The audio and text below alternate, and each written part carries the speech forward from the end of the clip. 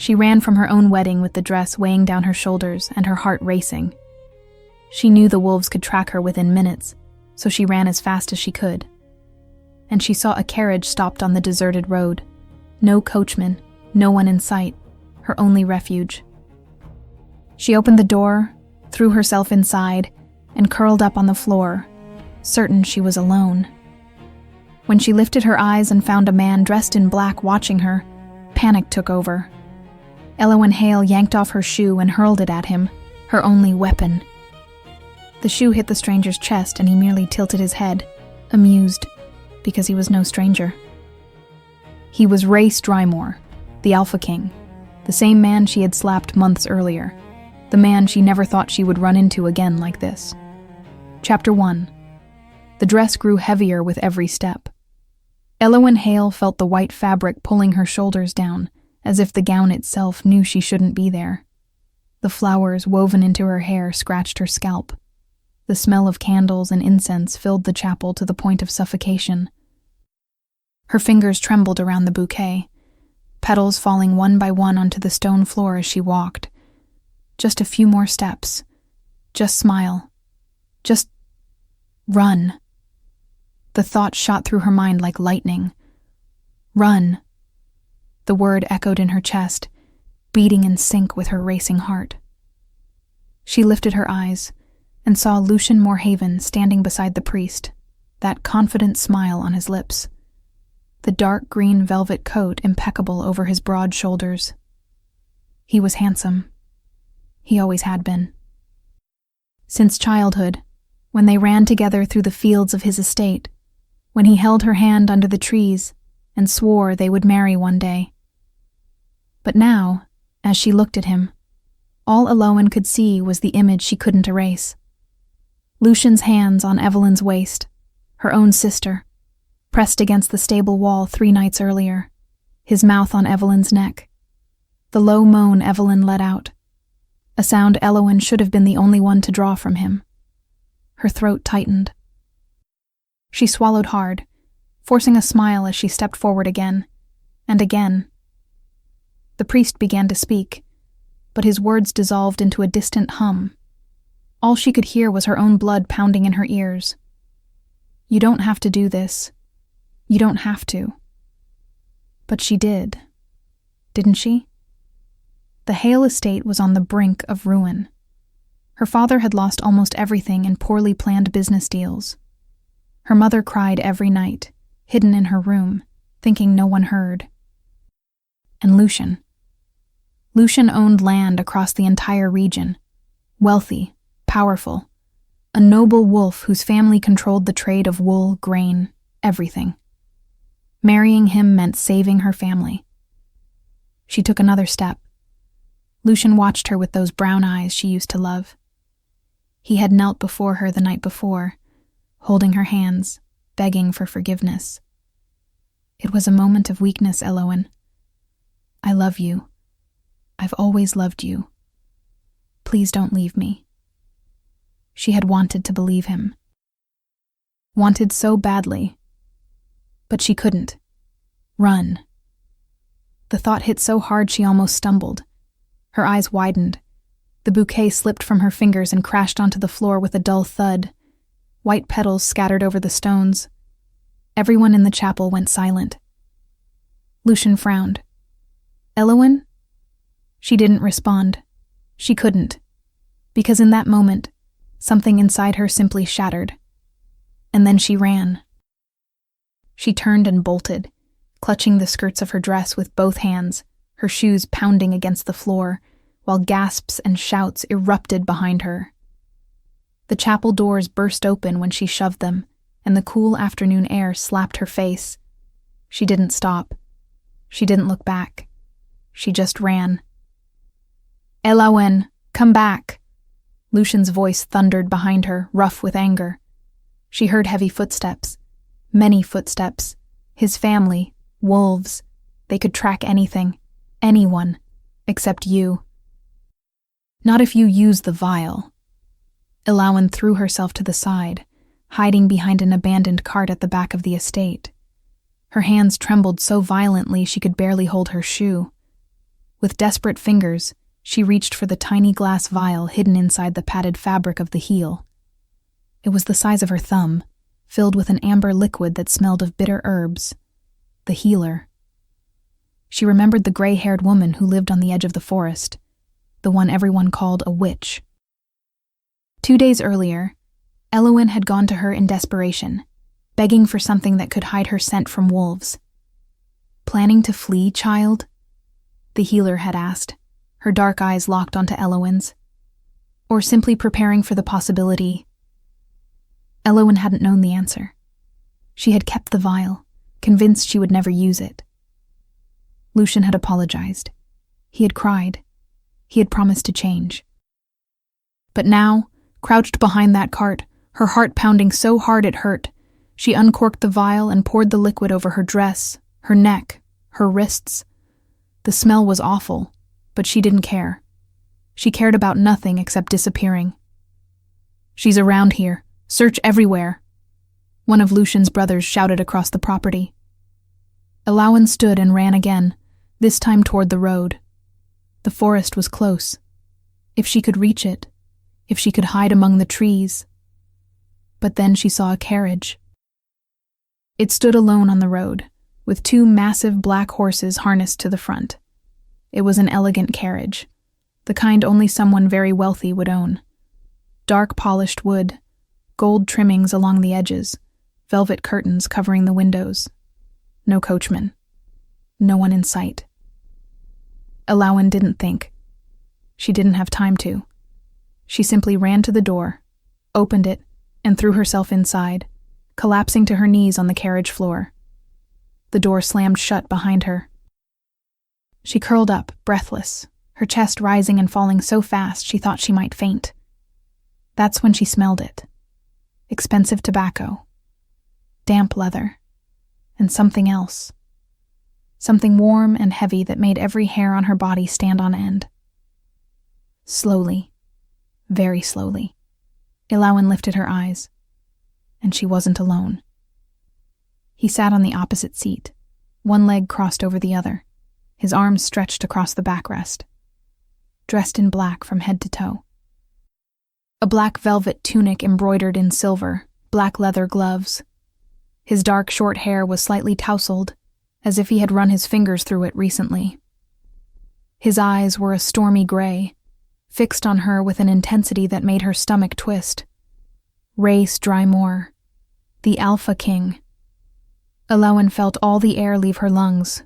She couldn't move, couldn't breathe, because out of all the places she could have hidden, she had climbed into his carriage. Rhaice said nothing. He simply watched her, his head slightly tilted, those eyes tracing every inch of her face as if memorizing it. There was something dangerous in that gaze, something that made Elowen want to run and freeze at the same time. He raised an eyebrow. Quite the entrance. His voice was low, smooth, but with a sharp edge buried beneath the words. Elowen tried to speak, but her throat had closed. All she managed was a dry swallow, her eyes wide. He was at the wedding. He saw me. He knows. The memory crashed into her, 6 months earlier, at Lucien's estate.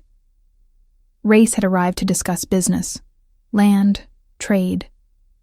Elowen had been there, sitting beside Lucien, trying to look like the perfect bride. But then Rhaice looked at her, and kept looking. And his words, those cursed words. "So you're Moorhaven's future wife." He had said it with a faint smile, barely there, as he tilted his head toward her. Fascinating. Fascinating, she had echoed, confused. To see someone so young already, so certain of her future. His eyes gleamed. Or is it not certainty? Perhaps it's just acceptance. Elowen had felt her cheeks burn. "Your Majesty doesn't know me well enough to make those assumptions." True. He had smiled then, a slow smile that did something strange to her stomach. "But I'd like to." And later that night, when they were alone in the corridor, He had said something she could never forget. "You're not happy with him." It wasn't a question. It was a statement, and something about the way he said it, that low, firm voice, had made Elowen lose control. "How dare you? To make observations?" He stepped closer, and she backed up until her spine hit the wall. "Or to care? You don't care. You don't even know me." "Then let me." His eyes were so close now, so intense. "Tell me, what do you truly want, Elowen Hale?" He paused, his head tipping slightly as if considering something. Then, in that low, dangerously smooth voice, he added, "And while you think about that, maybe you should notice that your fiancé hasn't stopped looking at your sister. Curious, don't you think?" Elowen's blood had frozen, then boiled, because he had said aloud what she pretended not to see, what she buried deep every night, and hearing it from him, from that arrogant man who shouldn't even be paying attention. And she, the fool she was, had raised her hand and slapped him. The sound echoed through the empty corridor. Rhaice had blinked, surprised, his hand rising to touch his reddened cheek. For a moment, Elowen thought he would yell, punish her, do anything. But he laughed, softly, almost inaudibly. But he laughed. "Spirit," he murmured, eyes shining with something she couldn't name. "Well, at least you have that." Elowen had fled, her heart pounding wildly, her hands trembling. And now she was here, hiding in his carriage, breathless, dusty, and with her wedding dress crumpled. Rhaice shifted, and Elowen flinched instinctively. But he only leaned forward, elbows on his knees, that infuriatingly small smile on his lips. "Should I ask?" he said, far too casually for the situation. "Or will you tell me yourself why you're hiding on the floor of my carriage wearing a wedding dress?" Elowen opened her mouth, closed it. Tried to find words, any words, but all that came out was a strangled sound, and then, from outside, she heard it. "Elowen, Elowen, where are you?" Lucian's voice, hoarse and desperate. Footsteps, many footsteps. His family, sniffing, searching. Panic detonated in her chest. She looked at Rhaice, her eyes wide, pleading silently.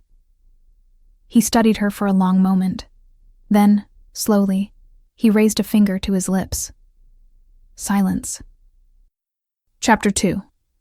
The silence inside the carriage was so dense that Elowen could hear her own heart beating.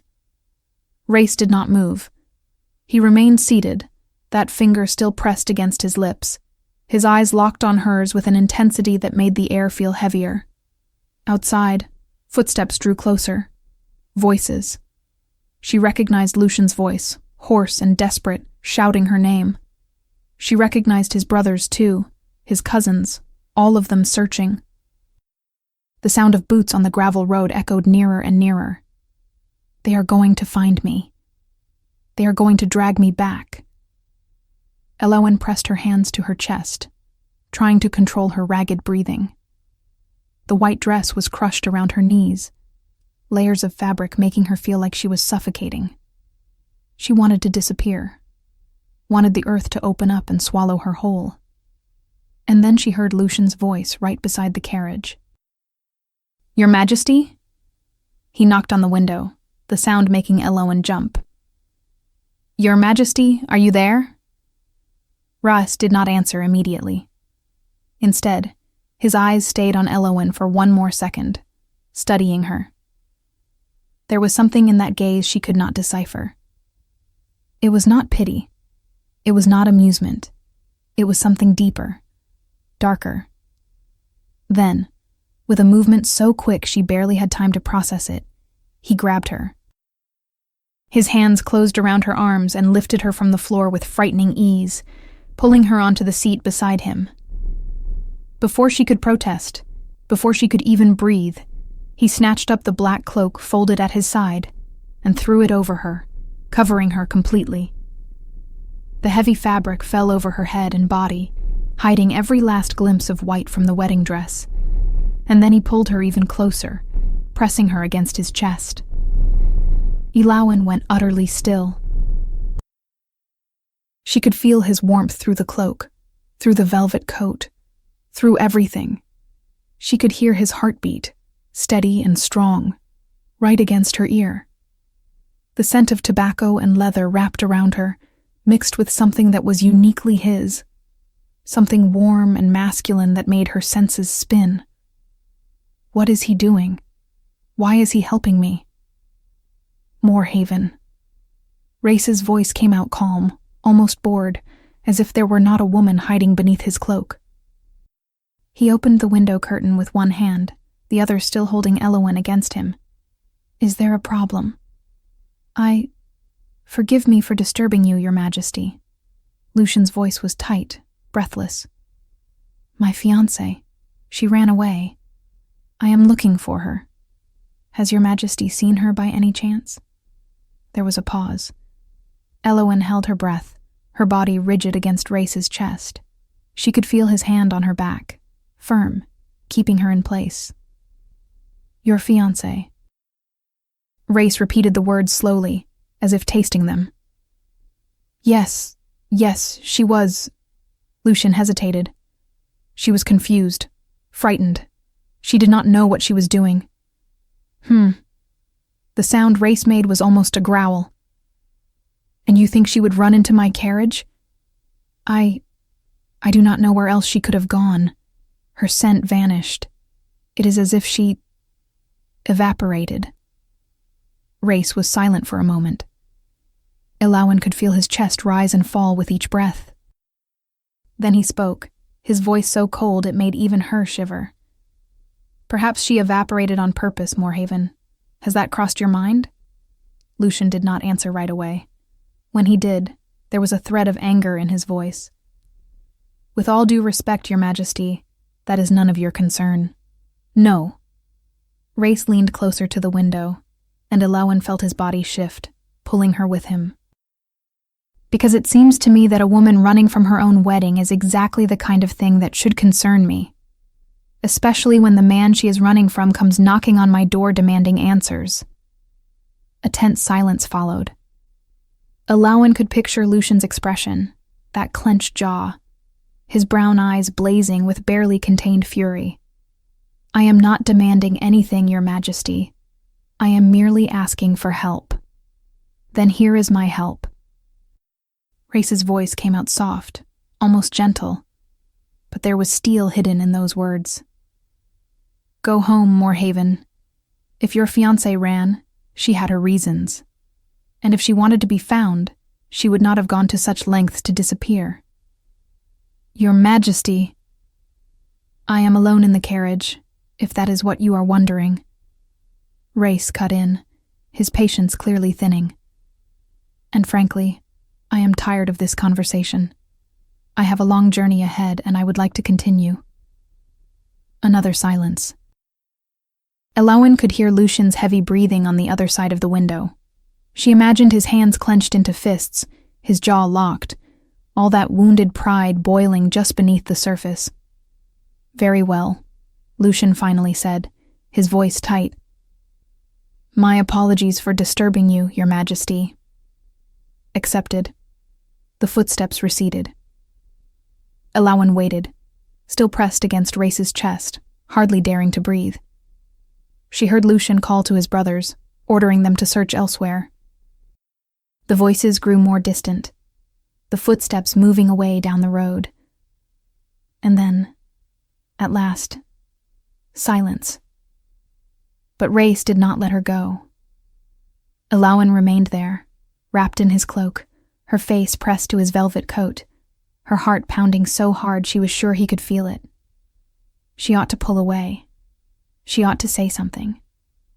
But she could not move, could not think. Because for the first time in weeks, she felt safe.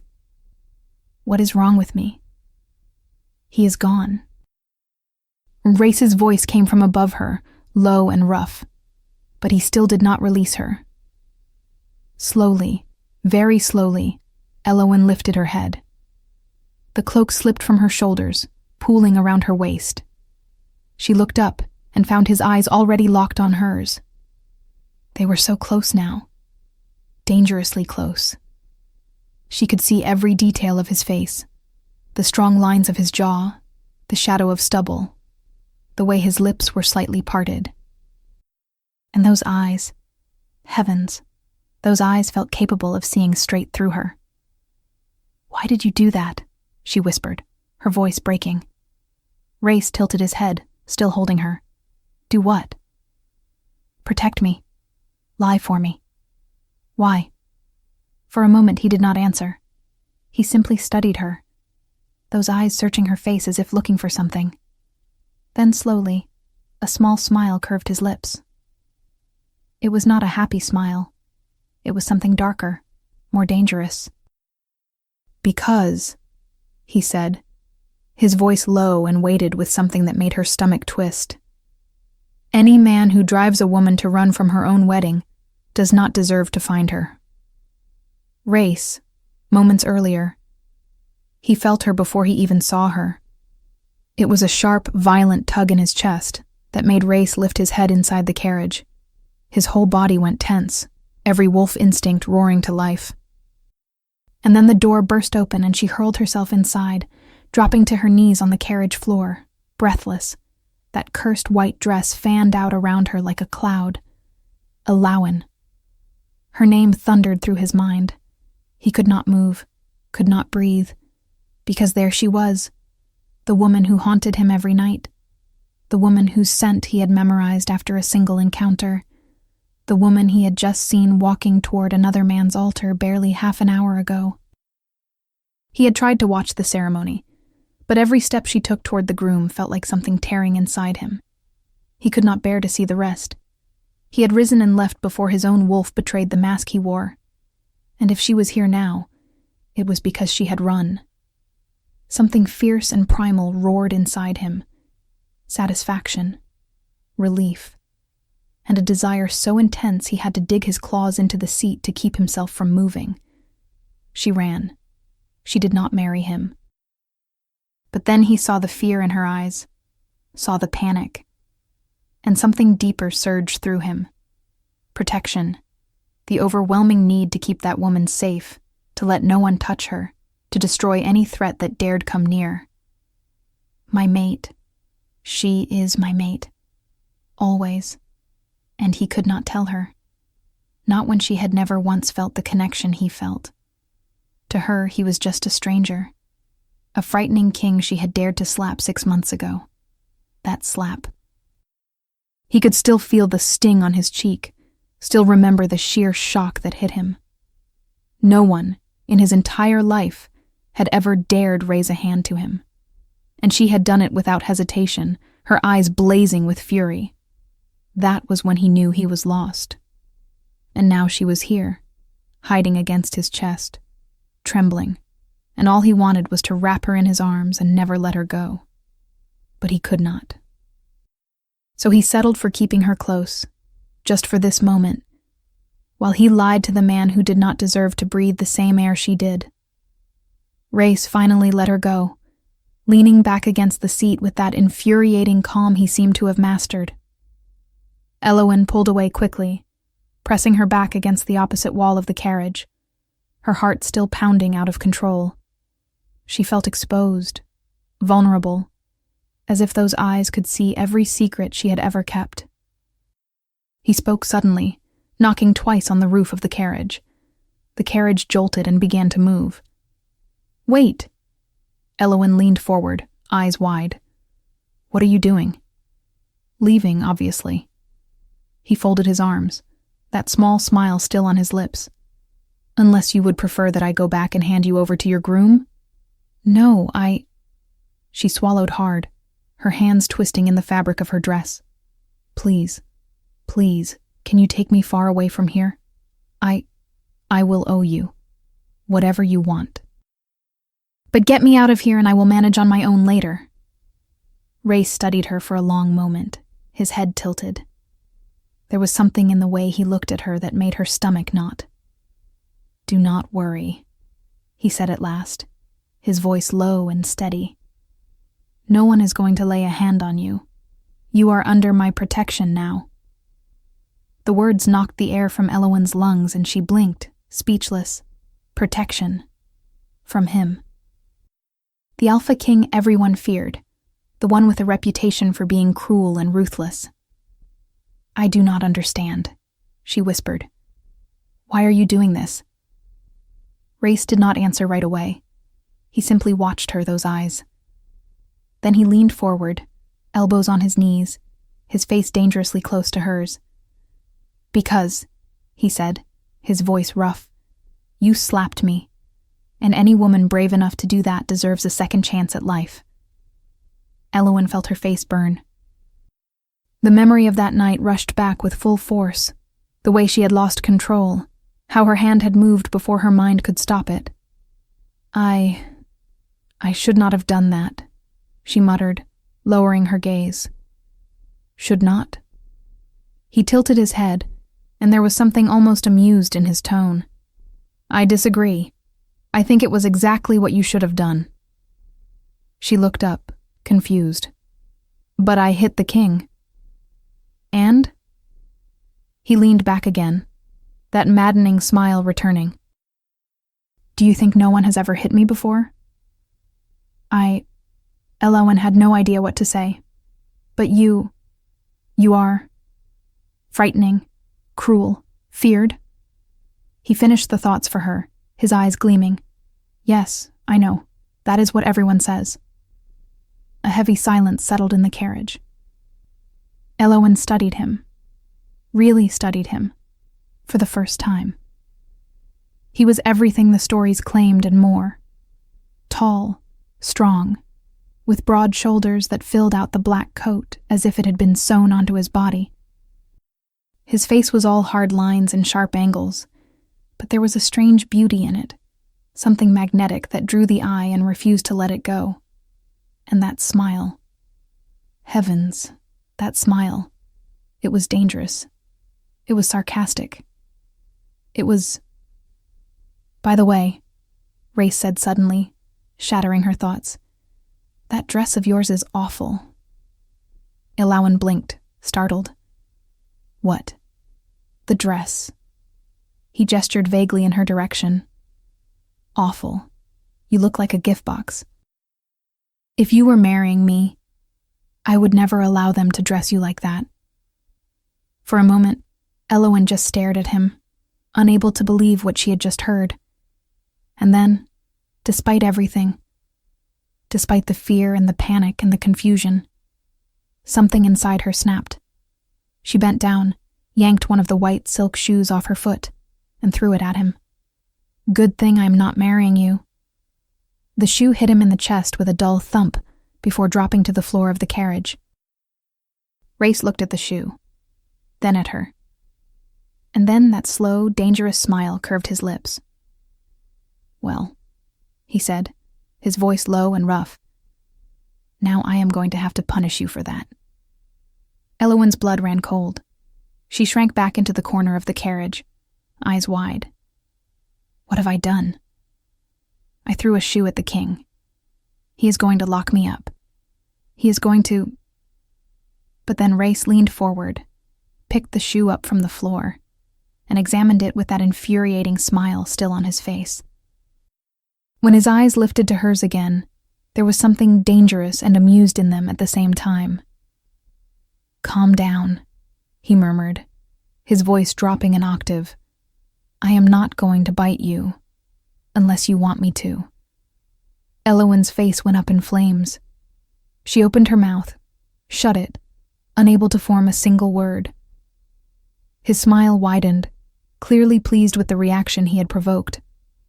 And then, to her complete astonishment, he held the shoe out to her. "Here. You are going to need this when we arrive." Elowen took the shoe with trembling hands, still processing what had just happened. He was joking with her? Flirting? She could not tell. Everything about him was so confusing, so contradictory. "Good thing you are not marrying me then," he murmured, his eyes glinting with something that made her stomach twist as he leaned back against the seat again. Elowen quickly looked away, clutching the shoe to her chest, her heart racing so fast she thought it might burst. The journey was long and quiet. Elowen stayed in her corner of the carriage, watching the landscape roll by through the window. The road wound between hills, dense forests, and eventually began to climb. Mountains. They were heading into the mountains. She glanced sideways at Rhaice. He was reclined on the seat, eyes closed, arms crossed over his chest. He looked relaxed, almost asleep, but there was a tension in his shoulders that suggested otherwise. He was alert, always alert. "Where are we going?" she finally asked, breaking the silence. Rhaice opened his eyes, those gray irises finding her. "My castle." "Your—" Elowen swallowed. "I cannot stay in your castle." "Why not?" Because it is not appropriate." He gave a crooked smile and said, "Yes, I know.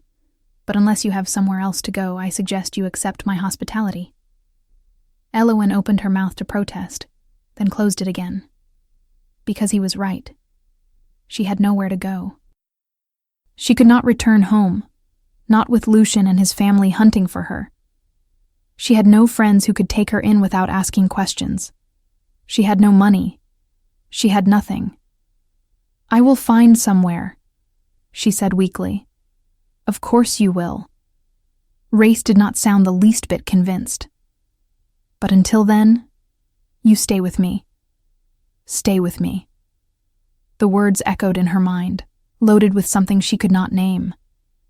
Elowen looked away, feeling her cheeks heat again. She did not understand what was happening, did not understand why he was being so kind? No, kind was not the right word. He was not kind, but he was helping her. Why? "Relax."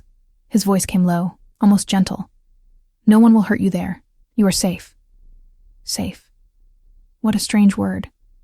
She had not felt safe in weeks, not since she had seen Lucien with Evelyn, not since her parents began pushing the wedding, not since her entire life started to crumble. But now, in this carriage, with this dangerous man sitting across from her, she felt protected, and that scared her more than anything else. The castle appeared at dusk, cut against the orange sky like a giant shadow. Elowen pressed her face to the window, eyes wide, heart pounding. It was magnificent. Built of dark stone, the castle rose along the mountainside, with tall towers that seemed to touch the clouds. Enormous windows reflected the light of the setting sun, casting a golden glow that contrasted with the black stone. And the view. The view was breathtaking. From where she sat, Elowen could see green valleys stretching toward the horizon, rivers winding through the landscape, and above it all, the vast open sky, already beginning to reveal the first stars. "It is beautiful," she whispered, not realizing she had spoken aloud. "Yes," Rhaice replied. But when she looked at him, she realized he was not looking at the castle. He was looking at her. Elowen quickly looked away. "Why does he keep looking at me like that?" The carriage stopped before the main gates. Rhaice stepped out first, then extended his hand to help her down. Elowen hesitated for only a second before placing her hand in his. The leather glove was soft, but she could feel the strength in his fingers as he held her firmly, guiding her out. The mountain air was fresh, almost cold, a welcome change after the stuffy heat of the carriage. Elowen drew in a deep breath, feeling something in her chest loosen just a little. "Come," Rhaice said, still holding her hand. "I will show you your room." He led her through the gates, along stone corridors lit by torches, until they reached a grand staircase. The steps seemed endless, but at last they stopped before a dark wooden door. Rhaice opened it, revealing a room that took Elowen's breath away. It was enormous. The bed was big enough for 4 people.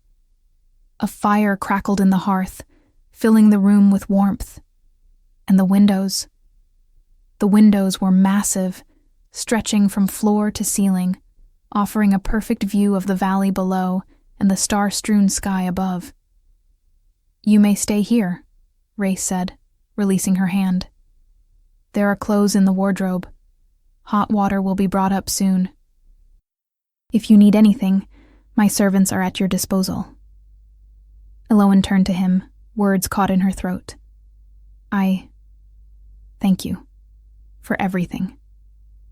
Rhaice studied her for a long moment. Then he nodded and turned to leave. Chapter 3. The morning light streamed through the windows like golden fingers, brushing Elowen's face and pulling her out of the deepest sleep she had had in weeks. She blinked, disoriented for a moment, before remembering where she was. The enormous room. The view of the mountains. Rhaice. She sat up, running her hands through her tangled hair. She had taken off the wedding dress the night before and found a soft linen nightgown in the wardrobe. Now, in the daylight, everything felt different, less urgent, less frightening, and at the same time, more real. I ran. I really ran. A soft knock on the door pulled her from her thoughts. "Come in," she called, her voice still rough with sleep. The door opened and a young servant entered carrying a tray. "Good morning, my lady," she said with a curtsy. "I brought hot water for your bath, and His Majesty asked me to guide you to the dining hall when you are ready." Elowen felt her stomach tighten. "His Majesty wants me to have breakfast with him?" "Yes, my lady. He is waiting. Waiting for me." Half an hour later, Elowen was dressed in a simple dark green wool dress she had found in the wardrobe. It was pretty, well-fitted, but not elaborate. Comfortable. She pinned part of her hair back, letting the rest fall in waves over her shoulders, and followed the servant through the stone corridors. The castle was even more impressive in daylight. Sunbeams spilled through the tall windows, casting shifting patterns of light and shadow on the walls. And everywhere, through every window, the mountains rose majestically against the blue sky. The servant stopped before two large double doors made of dark wood and pushed them open, revealing a room that stole Elowen's breath. It was a dining hall, but unlike any she had ever seen. Windows covered the entire back wall, from floor to ceiling, offering a panoramic view of the mountains and valleys below. Morning light flooded the space, making everything glow. A long, polished wooden table sat at the center, already set with fruit, breads, cheeses, and pitchers of juice. And there, seated at the head of the table, was Rhaice.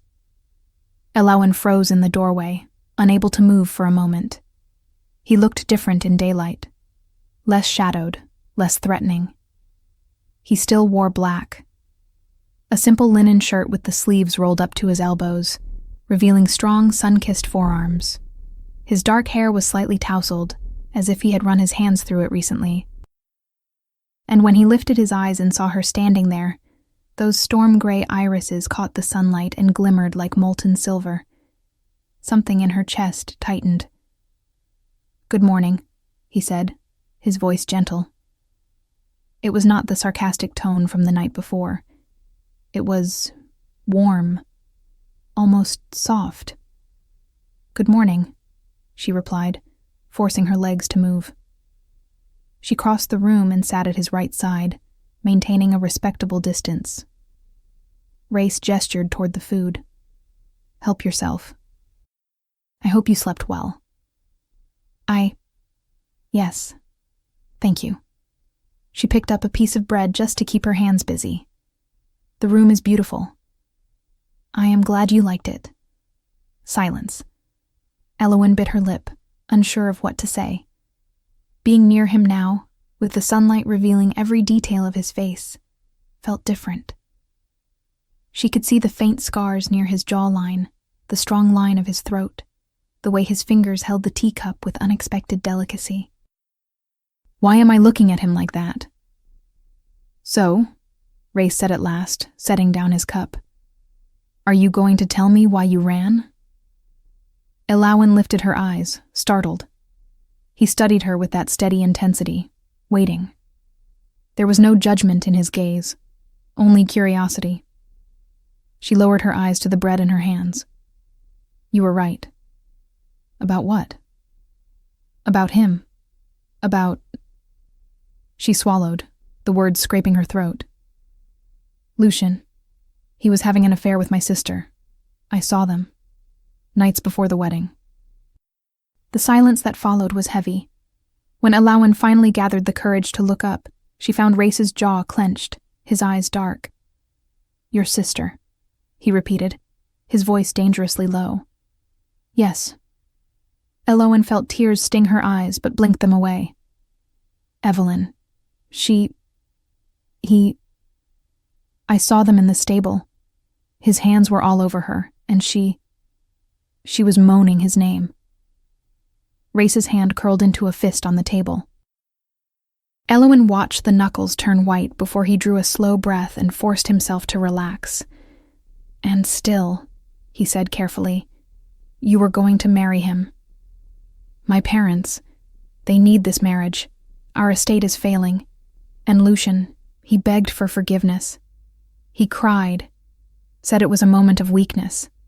She let out a bitter laugh. I wanted to believe him. I wanted to so badly. But you did not. No. She shook her head. Not when I was walking toward the altar. Not when I looked at him and all I could see was that image. Him with her. So I ran. Rhaice said nothing for a long moment. He simply watched her, those eyes scanning her face. Then he leaned forward, elbows on the table, his face closer to hers. You did the right thing, he said, his voice firm. Elowen felt something inside her loosen.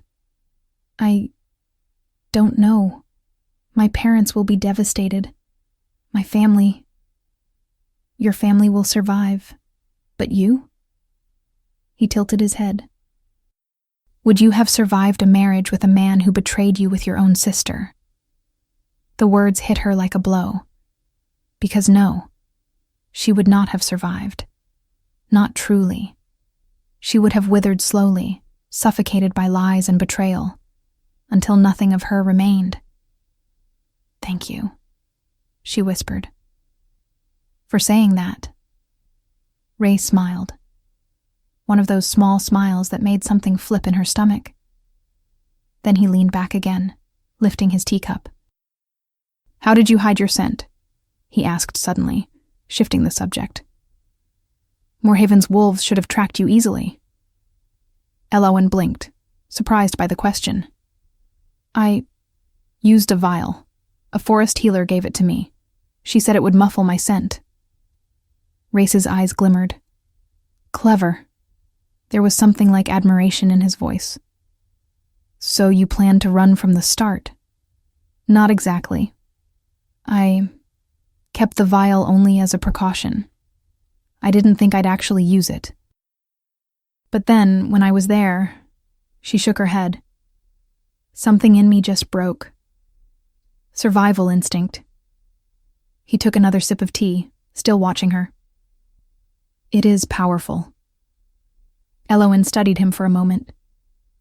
Morning light poured through the windows behind him, creating a golden halo around his head and shoulders. He looked almost unreal like this. Strong. Powerful. And yet, there was a gentleness in the way he looked at her that made her heart race. Stop it. You just ran from a wedding. The last thing you need is... But she could not finish the thought. Because when she looked at Rhaice, when she saw the way the light danced in his eyes, the way his lips curved in those small smiles, all she felt was attraction. Pure and simple. And terrifying. Feel free to explore the castle, Rhaice said suddenly, breaking her thoughts. The servants know you are here. If you need anything, just ask. The days that followed passed in a strange haze. Elowen explored the castle, discovering hidden libraries full of old books, indoor gardens with crystal fountains, and corridors that seemed to stretch endlessly. She met the servants, who treated her with respect and kindness, as if her presence there were the most natural thing in the world. And she saw Rhaice.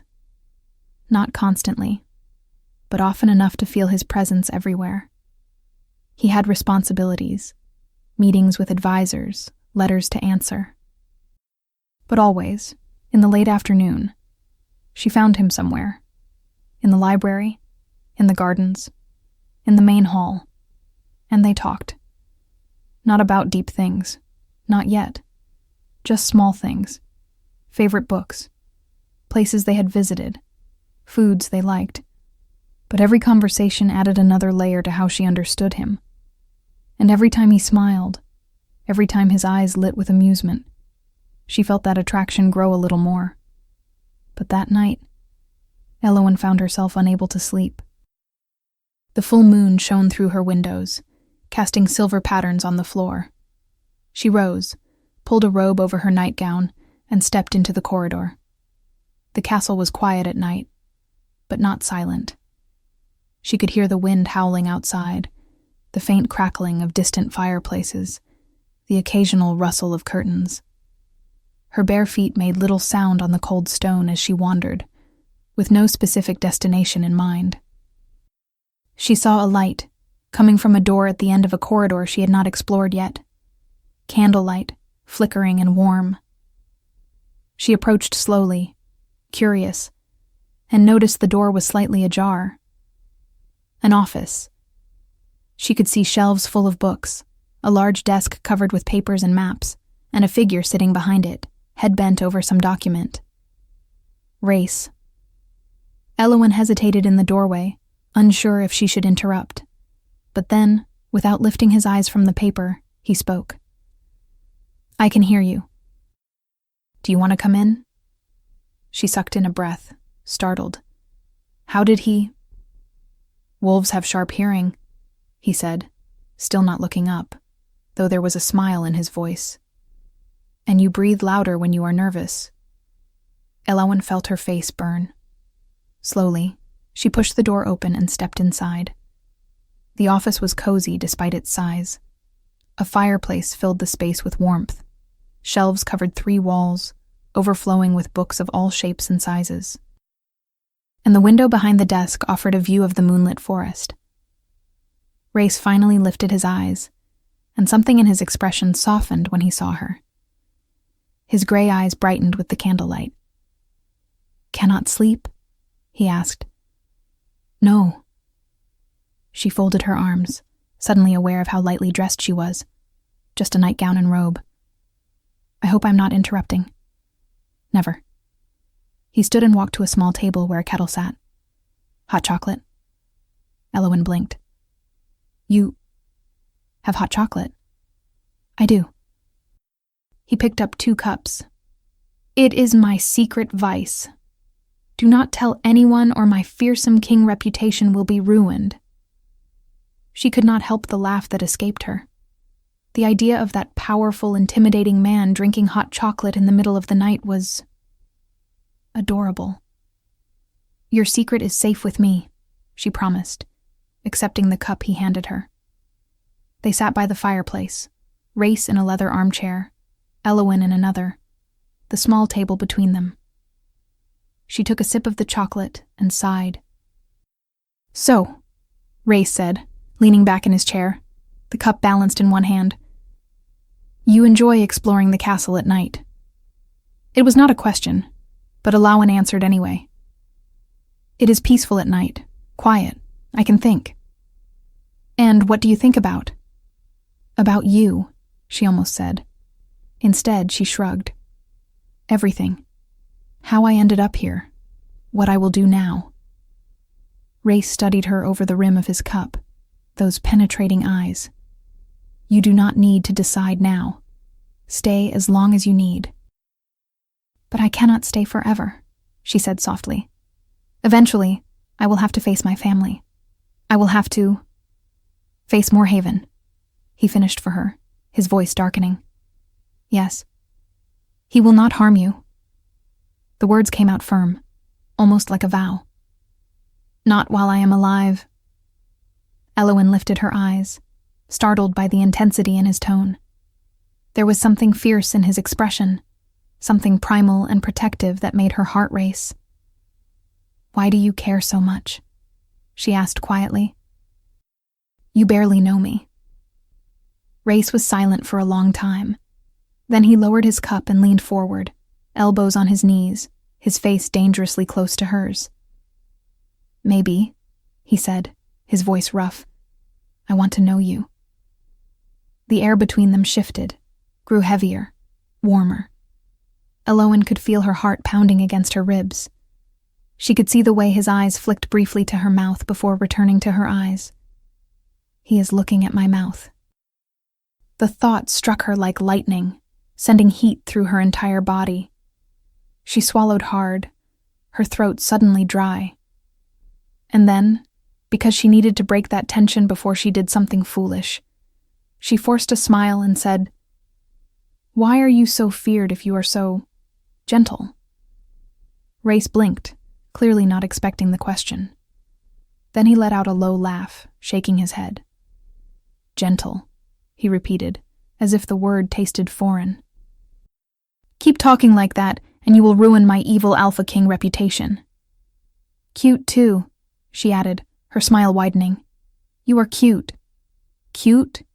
He raised a brow, though amusement glinted in his eyes. "Now you are exaggerating. I am being honest." Elowen leaned back, the tension easing. "Everyone speaks of you as if you were a monster. But since I arrived here, you have been none of that." Rhaice's smile faded slowly. He studied her for a long moment, something flickering in his expression she could not identify. Then he sighed and leaned back as well, his eyes returning to the fire. "My family has a reputation," he began, his voice low. "My father, my mother. They were powerful alphas, feared by other kingdoms. There were stories about them, about the things they did during the wars. Terrible things." Elowen remained silent, waiting.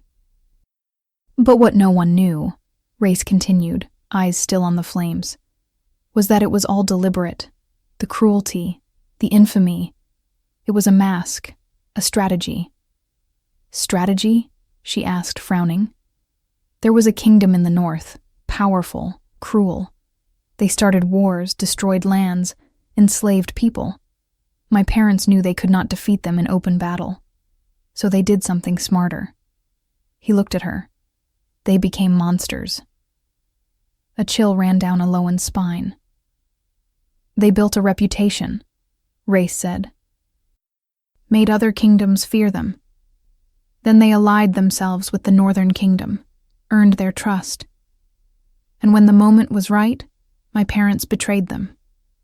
Spread distrust within their ranks, weakened them from the inside, sabotaged their plans until they collapsed."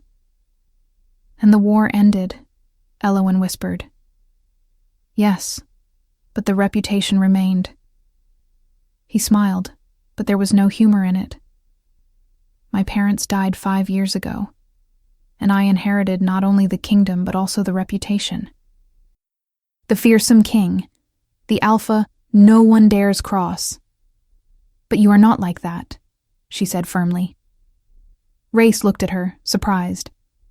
"You are not," she repeated. "Your servants respect you, but do not fear you. You drink hot chocolate at night. You—" She hesitated. "You saved me. Without asking for anything in return." Something intense flickered in his eyes. "Yet," he murmured. Elowen felt her face warm, but she did not look away. "Thank you for telling me this." "I did not tell you everything," he admitted. "There is more, but—" He shook his head. "Another time." She nodded, respecting his boundary. They sat in silence for a while, simply watching the fire, sipping their chocolate. It was comfortable, peaceful, as if they had done this 1,000 times before. When Elowen finally stood to return to her room, Rhaice walked her to the door. "Good night, Elowen," he said softly. "Good night." She was about to leave when she felt his fingers brush lightly against her arm, stopping her. She turned, startled, finding him closer than she expected. "Sleep well," he murmured, those gray eyes locked on hers. And then he stepped away, returning to the office, leaving Elowen standing there with her heart racing and her arm tingling where he had touched her. A week passed. Elowen adapted to the routine of the castle, its rhythms and silences. She woke early, ate breakfast alone or sometimes with Rhaice, explored the gardens, read in the library, and at night, almost always, she found herself drifting back to that office. And Rhaice was always there, waiting. They talked about everything and nothing. He told her more about his childhood, about the brutal training his father subjected him to, about the gentle mother who balanced her husband's cruelty with love. She told him about her own family, about growing up in Evelyn's shadow, always the less beautiful, the less interesting sister, about Lucien, and how she once believed he loved her. "He never loved you," Rhaice had said one night, his voice firm. "Not the way you deserve to be loved." And something in the way he said it, with that steady intensity, made Elowen's heart stumble. She began to notice small things about him, the way he smiled when he thought she was not looking, how his eyes followed her when she moved around the room, how he always made sure her cup of chocolate was full, how he kept a respectful distance, never touching her unless absolutely necessary, yet always close enough for her to feel his warmth, and she realized, with a breathless jolt, that she was beginning to feel something deep. No, not this fast, not after Lucien, but her heart did not care about logic. And every time she looked at Rhaice, every time he smiled, that feeling grew. Elowen stepped into the office that night and found Rhaice waiting. He had prepared hot chocolate for them both and lit the fireplace, filling the room with warmth and golden light. "You are becoming predictable," he said with a small smile when she sat. "Every night, same time." "And you are always here waiting," she shot back. "What does that say about you?" "That I am a hopeful fool." The words slipped out before he could stop them, and Elowen saw something flicker across his face. Surprise, maybe regret. "Hopeful about what?" she asked softly. Rhaice did not answer right away. He simply looked at her, those gray eyes so intense she felt as if he could see through her. "You asked about my story," he said at last. "About why I am feared. I told you part of it. But there is more. I am listening." He drew a deep breath, as if preparing himself. "My parents were not just strategists. They were powerful. My father had the strength of 10 men. My mother could sense danger before it arrived. And I..." He looked down at his hands. "I inherited all of it. The strength, the instincts, the abilities." Elowen leaned in, fascinated. "I was trained from childhood," he continued. "Trained to fight, to lead, to protect. And when my parents died, when the weight of the kingdom fell on me, I knew I had to keep the facade. Had to be the terrifying king everyone expected, because if I showed weakness, other kingdoms would try to conquer us. But you are not cruel," Elowen said firmly. "No." He met her eyes. "But I am capable of cruelty, if it means protecting my people, if it means keeping my kingdom safe. I would do anything." The silence that followed was thick. Elowen absorbed his words, understanding at last the weight he carried, the mask he wore, the loneliness that came with power. "That must be lonely," she whispered. Something cracked in his expression. "It is. You have no one." "I have my people, my advisors, my guards. He paused. But someone with whom I can simply be myself? No, not until... He stopped, as if he had said too much. Until? She prompted gently. Rhaice looked at her for a long moment. Then slowly, he rose and walked to the window, hands clasped behind his back. Until you, he said at last, so softly she barely heard. Elowen's heart stopped. She stood too, her legs trembling. Rhaice! He turned, and the expression on his face stole her breath. There was vulnerability, desire, and something deeper, something so intense it knocked the air from her lungs. You have no idea what you do to me, he said, his voice raw.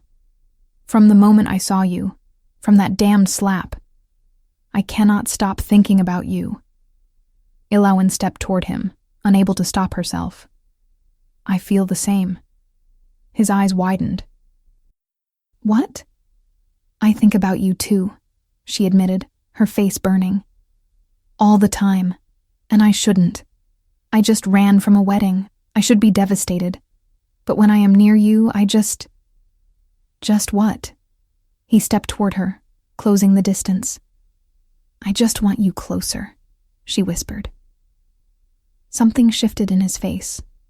Darker, fiercer. And then, with a low growl that sent shivers down her spine, he closed the distance and pulled her into his arms. His mouth met hers with a hunger that stole every breath she had. It was not gentle, not careful. It was pure need, pure desire, as if he were starving and she were sustenance. Elowen clung to him, her hands sliding up his chest, around his neck, burying themselves in his hair. She had never been kissed like this, never felt this. With Lucian, kisses were pleasant, soft. But this was fire. Her entire body lit up, every nerve sparking as his mouth moved against hers, his tongue teasing, exploring, claiming. She moaned into him and felt his body shudder in response. His hands gripped her waist, pulling her closer, and then one moved up, threading through her hair, tilting her head so he could deepen the kiss.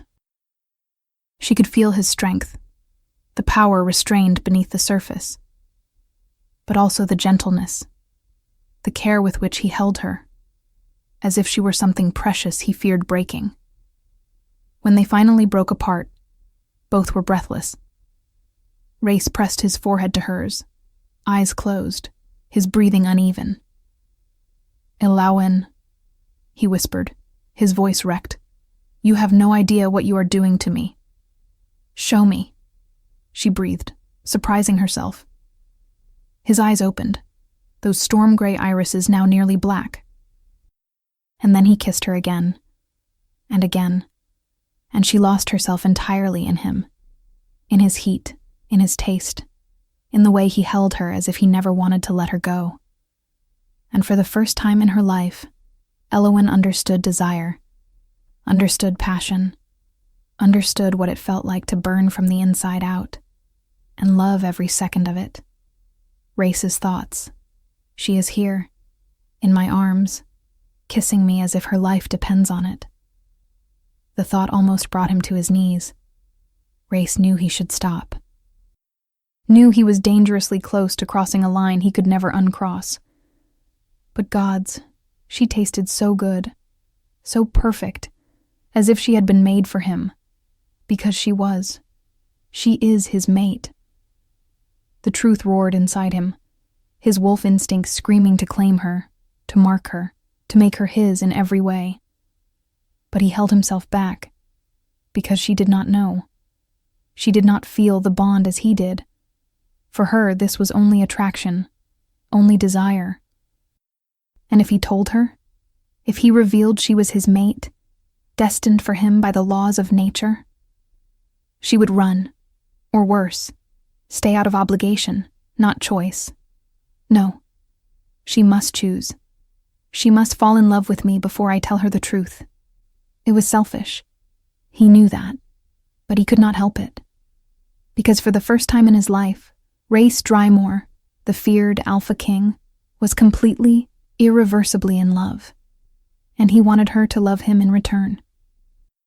When they finally pulled apart for the last time, Elowen was trembling, her legs weak. Rhaice held her steady, his gray eyes scanning her face with an intensity that made her blush. "I should go," she whispered, but did not move. "You should," he agreed, but did not release her. They stood like that for another long moment, simply looking at each other, the air between them still charged. And then, reluctantly, Rhaice stepped back, his hands sliding from her arms. "Good night, Elowen," he said, his voice low. "Good night." She left the office in a daze, her heart still racing, her lips still tingling. And when she reached her room and lay in bed, all she could think about was him. What is happening to me? But deep down, she already knew the answer. She was falling in love with the Alpha King, and that was both the most terrifying and the most thrilling thing that had ever happened to her. Chapter 4. The morning came far too quickly. Elowen had barely slept. Every time she closed her eyes, she felt Rhais's mouth on hers again, his hands on her waist, the heat that had consumed her entirely. She had spent the whole night tossing and turning in bed, her body still humming with the memory of that kiss, her heart pounding so hard it felt like it might burst out of her chest. But even as guilt tried to creep in, she could not feel regret. Because that kiss had been the realest thing she had ever felt in her life. Now, standing in front of the mirror as she fixed her hair, she wondered what it would be like to see him again. What would she say? What would he say? Would it be awkward? Would it be... Stop overthinking. She took a deep breath, smoothed the dark blue dress she had chosen, and left the room. Her footsteps echoed through the stone corridors as she headed toward the dining hall, her stomach tight with nerves and something else. Anticipation. When she pushed the doors open and stepped inside, the first thing she saw was him. Rhaice was standing near the window, his hands clasped behind his back, staring out at the mountains. Morning light poured in around him, outlining his profile, highlighting the strong line of his jaw and the broad set of his shoulders beneath his black shirt. He seemed lost in thought, so still she hesitated in the doorway. And then he turned. Their eyes met across the room, and the air simply vanished. There was something different in those gray eyes now, something more intense, hungrier, as if he were seeing her for the first time, or maybe seeing her in a completely new way. His gaze swept over her, tracing her face, sliding down her neck, before returning to her eyes. And then he smiled, that small, dangerous smile that made her stomach flip. "Good morning," he said, his voice rough, as if he had not used it much yet. "Good morning," she replied, forcing her legs to move. She crossed the room and sat down, trying to ignore the way her hands were trembling. Rhaice moved back to the table and sat at the head, closer to her than on previous days. Close enough that she could smell him. "Stop it." "Did you sleep well?" he asked, and there was something in his tone that suggested he knew exactly how poorly she had slept. "More or less," she admitted, reaching for a cup of tea just to have something to do with her hands. "And you?" "I did not sleep at all." The words hit her like a blow. She lifted her eyes, startled, and found him already watching her with such intensity that her face flushed. She did not know what to say. "Rhaice, about last night. Do not regret it." The words came out firm, almost like a command. "Please do not regret it." "I am not regretting it," she said quickly. I do not know what it meant. What we..." He leaned forward, his eyes locked on hers. "It meant that I want you." And that Unless I read everything wrong, you want me too. Her heart stopped. Then it took off. Because he was right. Gods, he was so right. I do, she whispered, her voice breaking. I want you, but I do not know if I should. I just ran away from a wedding. I am supposed to be devastated? Crying over a man who betrayed you? Rhaice shook his head. Or maybe you are supposed to let yourself feel something real for the first time in your life. The words knocked the breath from her lungs, because once again, he was seeing straight through her, seeing things she barely dared admit to herself.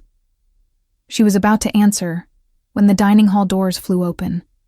A guard entered, breathing hard, his face flushed as if he had been running. Your Majesty, forgive the intrusion. Rhaice turned, his expression shifting instantly into that king's mask. What is it? A messenger has arrived, from Halebrook. The guard glanced at Elowen, hesitating. There is news about the lady's family. Elowen's blood turned to ice. She shot to her feet so fast the chair nearly toppled. What? What news? The guard swallowed. Your mother, my lady, she has fallen ill, gravely. Since you disappeared, she has not eaten or slept. The physicians say it is her heart. She is dying. The world spun. Elowen grabbed the edge of the table to steady herself, all the color draining from her face. My mother is dying. Because of me. Elowen. Rhace's voice was beside her now, his hands closing around her arms, steadying her. Breathe. But she could not breathe. She could not think. All she could see was her mother's face, pale and sick, wasting away because her daughter had run like a coward. I have to go, she said, her voice thin and broken. I have to go back. She is like this because of me. It is not your fault, Rhaice said firmly, turning her to face him. My mother is dying. The words tore out of her like a scream, and tears began to streak down her cheeks. She is dying because I was selfish, because I ran instead of... I have to go, she repeated, her voice shaking. I have to see her. I have to. I am going with you. Elowen blinked, stunned. What? I am going with you, Rhaice repeated, his tone unwavering. Do you really think I am going to let you go back alone? But you have responsibilities here. You cannot just... I am the king, he cut in, that small smile returning. I can do whatever I want, and what I want is to go with you. Something clenched inside her chest. Relief, gratitude, and something deeper she could not name. Thank you, she whispered. He nodded, then turned to the guard. Prepare the carriage. We leave in half an hour. The journey back was different from the first. Elowen sat on the same bench where she had once hidden herself 2 weeks earlier, but now everything felt changed. She was not running. She was returning. And the man seated across from her was no longer a terrifying stranger. He was the man who had kissed her the night before, as if he were dying of thirst and she were water. She tore her gaze away. The scenery rolled past the window, green hills giving way to cultivated fields, then to small villages. They were getting closer to Halebrook, closer to her old life. And I do not want to go. Rhaice thought, tell her. Now, before it is too late. The thought screamed in his mind, pounding against his skull with painful insistence. The words were there, lodged in his throat, choking him. But he could not force them out. He could not find the courage. How was he supposed to say it? How could he explain? Elowen, you are my mate. I knew you before I ever knew you. I dreamed of you for an entire year before I saw you for the first time. No, she would think he was mad. Or worse, think he was inventing everything just to manipulate her. Rhaice closed his eyes, memories crashing over him like an avalanche. It had started a year earlier. The dreams.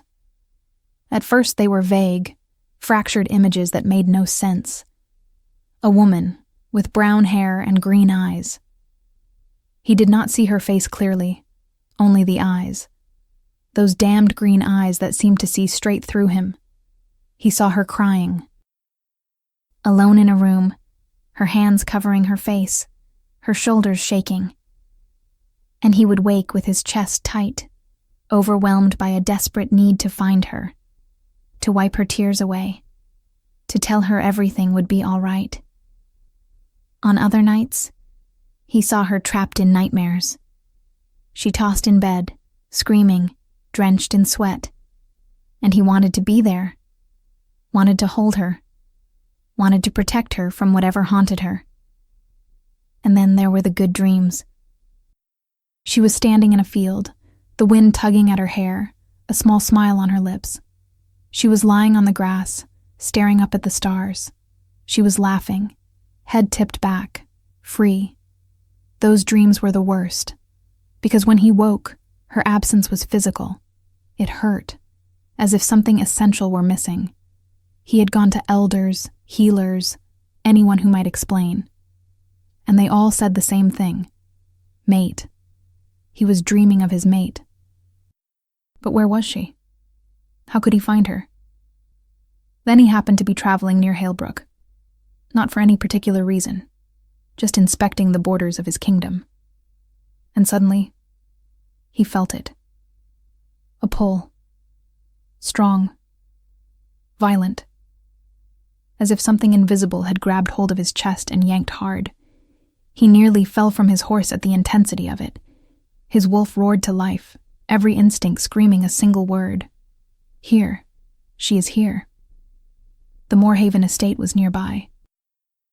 And Rhaice, on an impulse he still did not fully understand, decided to go there. He invented some excuse about business, about land, about trade. Anything to give him a legitimate reason to appear. Lucien Moorhaven had been surprised, of course.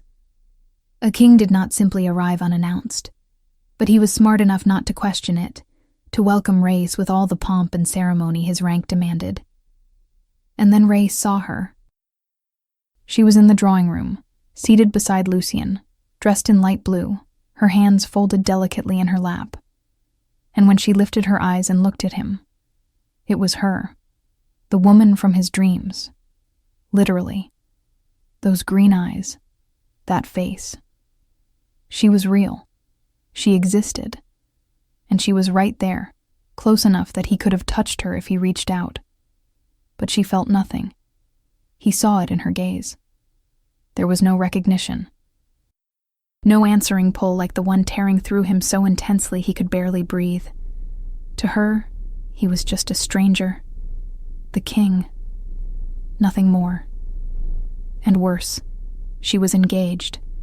Engaged to that arrogant fool sitting beside her, his hand possessively resting on her knee. His mate, promised to another man. The rage had been blinding. His instincts howled at him to knock that hand away, to tear Moorhaven from her side, to claim her right there. But he held himself back. Because doing so would have been madness. It would have meant starting a war. So he stayed, and watched. And the more he watched, the more he saw. She was not happy. He saw it in her eyes, in the tension in her shoulders, in the way she smiled, but the smile never reached her gaze. And when he caught Lucien watching her sister with that thinly veiled hunger, everything clicked into place. He was betraying her, and she either did not know, or was pretending not to. Rhaice should have kept his mouth shut. He should have been wise. But when he found himself alone with her in the corridor, with the chance to speak without Moorhaven hovering nearby, the words tumbled out before he could stop them. Your fiancé cannot stop looking at your sister. And she slapped him. The slap was hard, ringing down the empty corridor. His cheek burned. But it had been. perfect, because it meant she had spirit. It meant she was not passive. It meant there was fire in her. And now, weeks later, she was here, returning. And he had not told her, had not said she was his mate, destined for him, that he had loved her before he had ever met her. Why? Because you are a coward. Because you are afraid she will choose Moorhaven. Does she still feel anything for Lucien? The question cut like a blade. Because yes, she had run. But people ran and went back all the time. What if she decides to stay? What if she decides that kiss was a mistake, that she was confused, that she still loves Lucien? Then you lose her. Forever. Rhaice opened his eyes, looking at her across the carriage. She was staring out the window, lost in her own thoughts, her face pale and tense. Beautiful. So beautiful it hurt to look at her. Tell her. Now. This is your last chance. But before he could open his mouth, before he could find the words, the carriage slowed to a stop. They had arrived. The Hale estate appeared at dusk, silhouetted against the orange sky. It was smaller than Elowen remembered, more worn. Paint was peeling in places, and the garden looked neglected. The carriage stopped in front of the main house. Rhaice stepped down first, then offered his hand to help her. When her fingers touched his, he gave a brief squeeze, a silent gesture of support. And then the front door burst open. Her mother appeared first, leaning on a maid.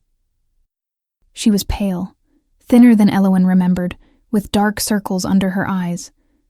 But when she saw Elowen, her face lit up. "Elowen!"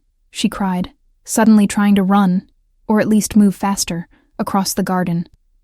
"Elowen! My daughter! My girl!" Elowen ran too, meeting her halfway. They collided in a tight embrace, both of them sobbing, her mother's hands gripping her as if she were afraid Elowen might vanish again. "Are you all right? Are you safe? Where have you been?" The questions poured out in a rush, but before Elowen could answer, her mother drew back, still holding her by the shoulders, her eyes scanning her face. And like a miracle, color began to creep back into her mother's cheeks. "Mother," Elowen whispered, fresh tears spilling over. "I am so sorry. I am so sorry." Her mother wiped the tears from her face with her thumb. "You are here now. That is all that matters." "Elowen." The voice came from the doorway. Her father stood there, tall and stern, his arms crossed over his chest. His face did not show the same pure joy as her mother's. There was relief, yes, but also anger, disappointment.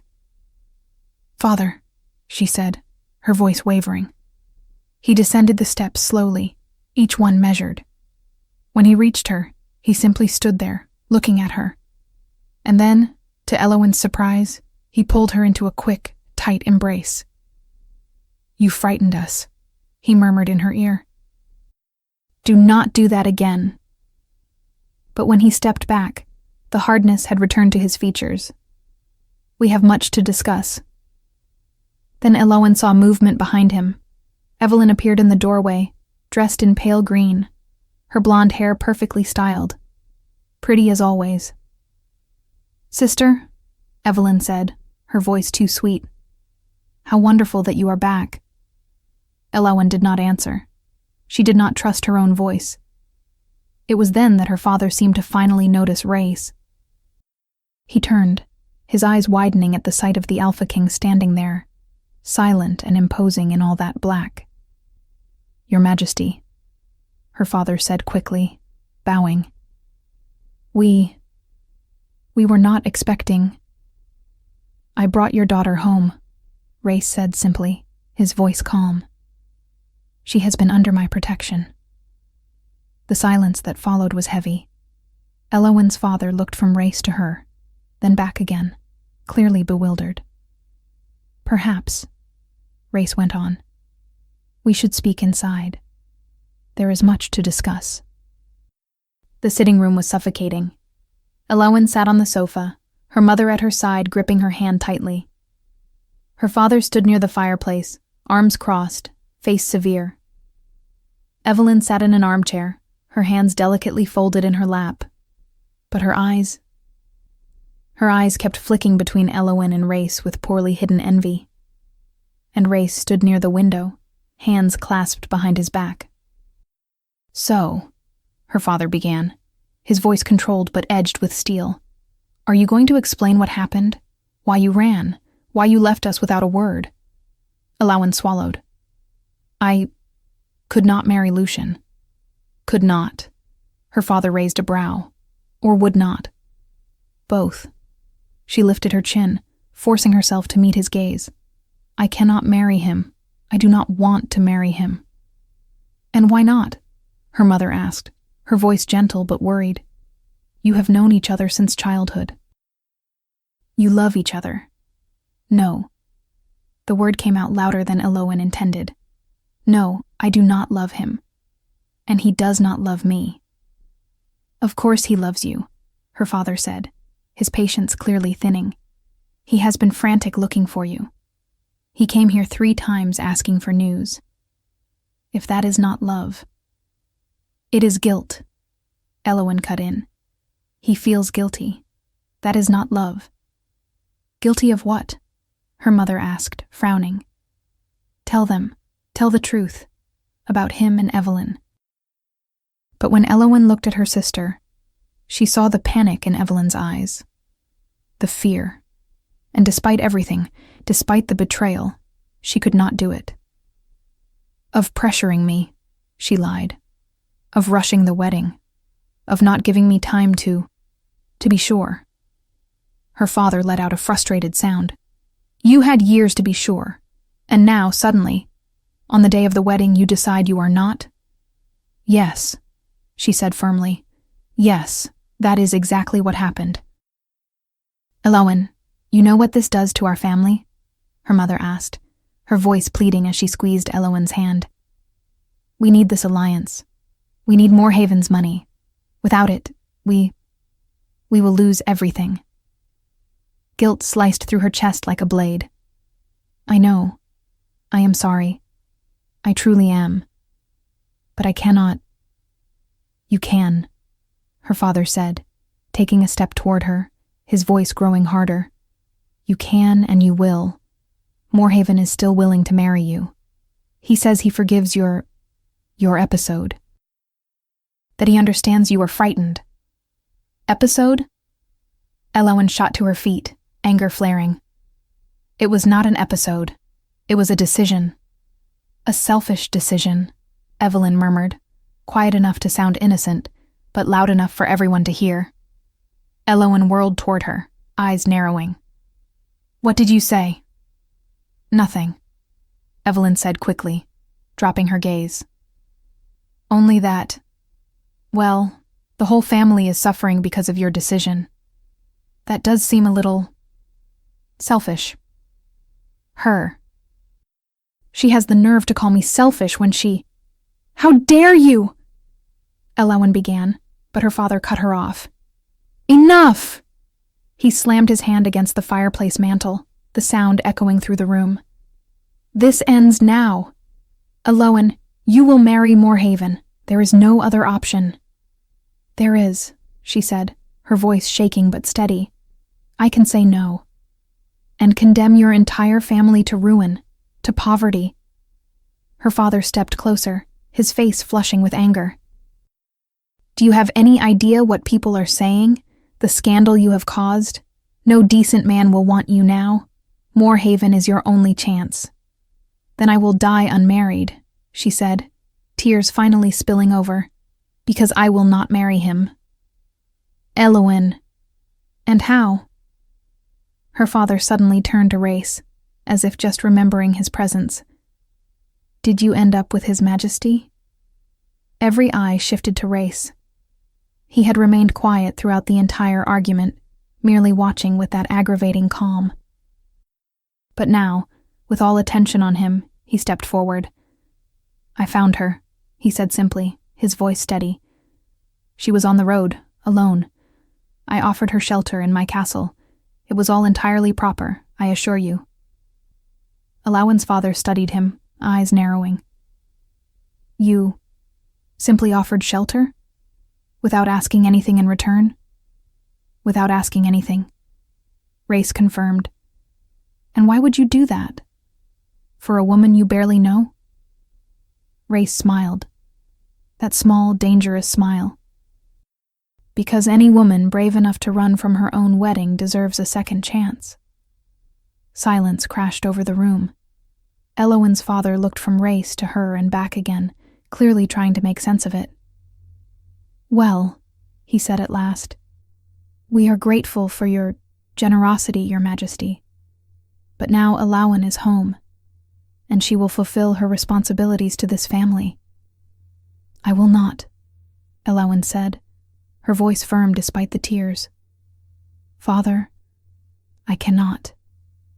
I will not. You will, he began, but her mother cut in. Dear, perhaps we should give her time. She just returned. She is clearly upset. She is being selfish, her father exploded. I am not being selfish for not wanting to marry a man I do not love, Elowen shouted back, her voice cracking. Then whom will you marry? Her father demanded. Who else would have you now, after this scandal? Crushed under the pressure from all sides, with her father shouting, her mother crying, and Evelyn watching with those cold eyes, something inside Elowen snapped. Rhaice had been seconds away from stepping in and offering the family enough money that Elowen would not have to marry, when the words burst from Elowen's mouth before she could stop them. I am being courted by the king. The silence that followed was absolute. Everyone froze, as if turned to stone. Her mother stared at her, eyes wide. Her father's mouth hung open. And Evelyn? Evelyn had gone pale, her gaze fixed on Rhaice with a mixture of horror and envy. Shit. What did I just do? The thought echoed in her mind as she slowly turned to look at Rhaice. He stood near the window, utterly still, his eyes fixed on her with an expression she could not read. He is going to kill me. He is going to say I am lying. He is going to... But then, slowly, very slowly, a small smile curved his lips. Rhaice thought, what a dangerous game, little troublemaker. The thought slid through his mind as he watched her, seeing the panic in her eyes, the way her hands trembled. She had just thrown them into an impossible situation. A lie they would have to uphold. A charade that could destroy everything.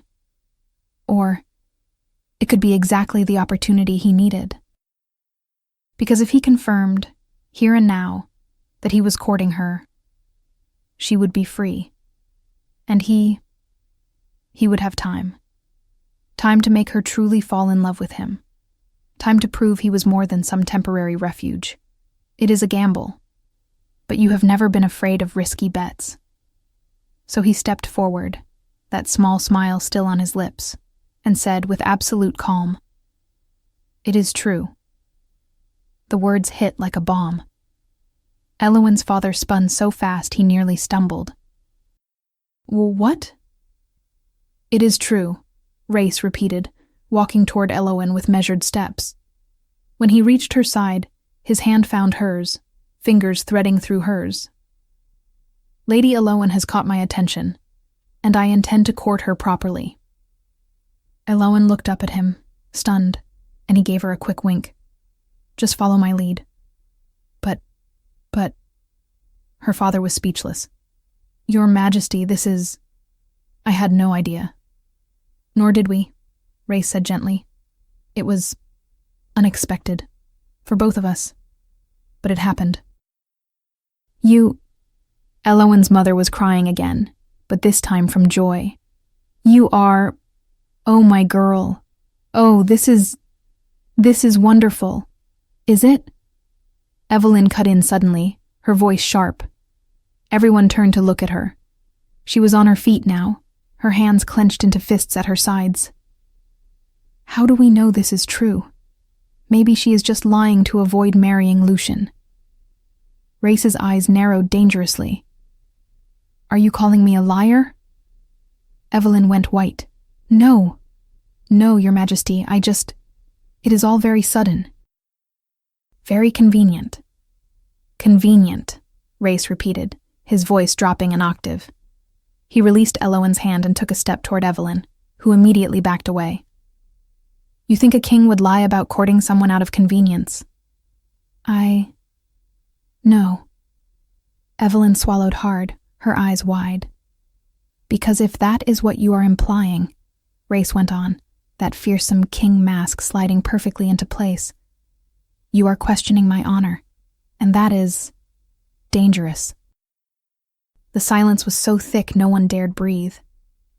I apologize, Evelyn finally whispered, dropping her gaze. I did not mean to offend. Of course you did not, Rhaice said, returning to Elowen's side. But Elowen saw something in his eyes when he looked at Evelyn. Something cold. As if he knew. As if he could see straight through her. Elowen's father cleared his throat, clearly trying to regain control of the situation. Well, this is unexpected. But Your Majesty surely understands that we need time to process this, to ensure our daughter's interests are protected. Of course, Rhaice said easily. That is why I will return in 2 days. I have urgent matters in the kingdom, but when I come back we can discuss the proper arrangements. You are leaving? Elowen's mother sounded alarmed. But only for 2 days, Rhaice assured her, and when I return, we can formalize the courtship properly. He turned to Elowen, and she saw something intense in his eyes. A promise. A warning. May I speak with you? He asked softly. In private. Elowen nodded, her voice stuck in her throat. She followed him out of the room, acutely aware of every pair of eyes on her, especially Evelyn's, which burned into her back with pure envy. They stopped in the corridor, far from curious ears. Rhaice turned to her, and suddenly that calm mask shattered. He grabbed her shoulders, his eyes scanning her face. You just put us in an impossible situation, he said, but there was no anger in his voice. Only amusement. You realize that? I know, she whispered, tears welling again. I am sorry. I was not thinking. They were pressuring me and the words slipped out. He brushed a tear from her cheek with his thumb. Do not apologize. It was brilliant, actually. She blinked. It was? Now no one can force you to marry Moorhaven. You are being courted by a king. That changes everything. But it is a lie, she said, her voice breaking. And when they find out, who said it is a lie? The words froze her in place. She stared at him, her heart stuttering. Rhaice hesitated, and for the first time since she had met him, he actually seemed nervous. I want to court you, for real, if you will let me. The world tilted.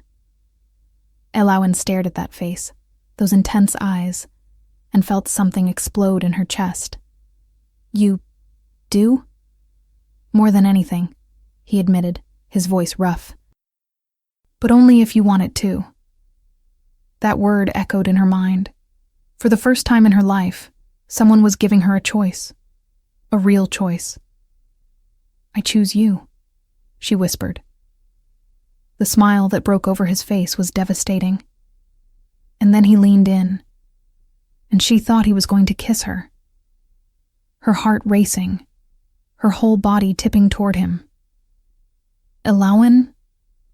Evelyn's voice came from the end of the corridor. They sprang apart, and Elowen turned to see her sister standing there, her gaze darting between them with open suspicion. Mother is calling you, Evelyn said, her tone syrupy sweet. She wants to talk about the arrangements. Rhaice squeezed Elowen's hand one last time, then stepped back. I need to go. But Elowen, I will return soon. If you need me, think of me and I will come back even sooner. She did not quite understand what that meant, but she nodded. And then he turned and walked away, his footsteps echoing down the corridor, leaving Elowen standing there with Evelyn, feeling as if a part of her had just left with him. Chapter 5. The carriage was already far down the road by the time Rhaice finally allowed the smile to fade from his face. He leaned back against the velvet seat, his hands clasped over his knees.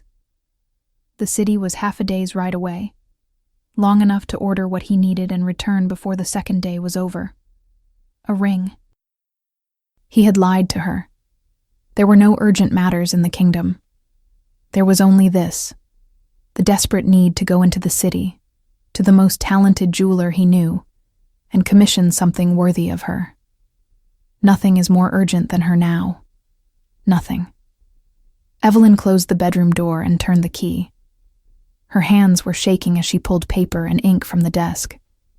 Envy burned in her chest like acid, corroding everything it touched. The king. The damned king was courting Elowen. Her boring, plain sister was being courted by the most powerful man in the realm. It is not fair. It is not fair. She dipped the quill into the ink so violently she nearly tipped the bottle over. Her hand flew across the page, the words spilling out in a furious rush. Lord Moorhaven, Elowen has returned. She is at the Hale estate. And there is something you should know. She claims the Alpha King is courting her. I do not know if it is true or a lie, but I thought you should be aware. She is still here. Alone. The king has left and will not return for 2 days. Evelyn folded the paper with trembling fingers and sealed it with wax. Then she called for a messenger, pressed coins into his hand and said, Take this to Lord Moorhaven. It is urgent. When the messenger rode away, Evelyn sat on the bed, her heart pounding. Forgive me, sister, but you do not deserve him. You never deserved anything you have. 2 days felt like an eternity. Elowen wandered the estate like a ghost, unable to focus on anything. Her mother was better now, which was a relief. But her father still looked at her with that mix of confusion and distrust. And Evelyn watched her with eyes that burned with something dark. She decided to go for a walk, just to clear her head. She had barely reached the path that led into the woods when she heard footsteps behind her. Elowen. She froze. Slowly she turned and saw Lucien emerging from the trees, his face tense, eyes wild. He was not alone. 2 of his men stood behind him, blocking any path of escape. Lucien, she said, forcing her voice to stay steady. What are you doing here? What I am doing here. He let out a harsh laugh, taking a step toward her. You run from our wedding, disappear for 2 weeks, and you ask what I am doing here? I did not run from you, she said, stepping back. I ran from a wedding I did not want. Lies. He took another step, anger blazing in his eyes. You wanted me. You have always wanted me, since we were children. That was before you betrayed me. Lucien closed his eyes, his jaw clenching. I already told you it was a mistake, a moment of weakness. I love you, Elowen. I have always loved you. No. She shook her head, tears burning her eyes. You do not love me. You never did. I do, he shouted, suddenly right in front of her, his hands closing around her shoulders. I love you, and I regret it. Every day I regret it. Please, Elowen, come back to me. No. She tried to pull away, but his fingers tightened. Let go of me, Lucien. That king, he said, his voice darkening. He is dangerous. Do you know the things he has done? The stories about his family? They are cruel, Elowen. Monsters. You will regret staying with him. He is more of a man than you will ever be, she spat. The slap came so fast she did not have time to dodge. Her head snapped to the side, pain exploding across her cheek. She staggered, stunned. "You are mine!" Lucien snarled, and suddenly his men were on her, grabbing her arms. "You have always been mine, and if you will not come willingly, then I will have to convince you." "No!" Elowen screamed, struggling. "Let me go! Let me go!" But they were stronger. They dragged her to a carriage hidden among the trees, shoved her inside, and slammed the door. Lucien climbed in after her, and the carriage lurched into motion.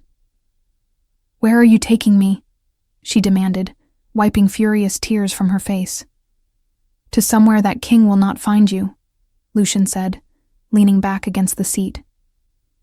The property was small, isolated, buried deep in the forest. Lucien hauled her inside, locked the door, and dismissed his men. Elowen immediately backed away from him, searching for another way out. But the windows were locked, the door as well. Trapped. "I am trapped." Panic rose in her throat, but she forced it down. "Think. You need to think." And then she remembered. Rhaice's words whispered in her ear before he left. "If you need me, think of me and I will come back sooner." At the time she had thought it was just a figure of speech. But now, desperate and terrified, she closed her eyes and thought of him. "Rhaice, please, I need you. I am in danger. Please come back." And something inside her pulsed. As if an invisible cord had been yanked taut, vibrating through the air, stretching across the distance between them. Rhaice was almost at the Hale estate when he felt it. Pain, terror, pure panic. It was not his. It was hers. He shot to his feet so fast he slammed his head against the carriage roof. "Stop! Stop now!" The carriage had barely slowed before he jumped down, boots hitting the ground hard. His wolf surged to the surface, every instinct screaming a single word. Mate in danger. "Your Majesty?" the driver called, bewildered. But Rhaice did not answer. He was already running, ripping at his clothes, kicking off his boots. And then, in the middle of the road, he changed. Bones cracked and reformed. Muscles expanded. Black fur burst from his skin. And where a man had stood a moment earlier, now there was a wolf. Massive. Black as midnight. With eyes that gleamed like molten silver. He lifted his muzzle and scented the air. And there, riding the wind, he caught it. Her scent, her fear, the direction. And then he ran. Faster than any horse. "Hold on, my love.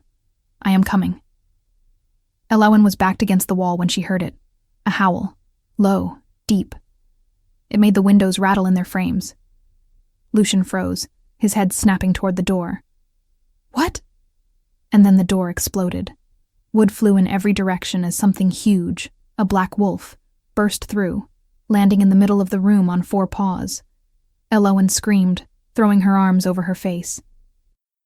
When she lowered her hands, she saw it. A wolf, but not just any wolf. It was enormous, the size of a horse, its black fur gleaming even in the dim light. And its eyes were silver gray. Familiar. Rhaice.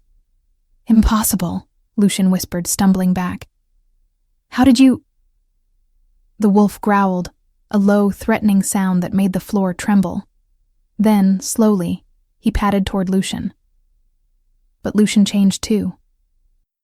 Bones snapped, brown fur erupted, and a smaller, though still large, wolf stood where he had been.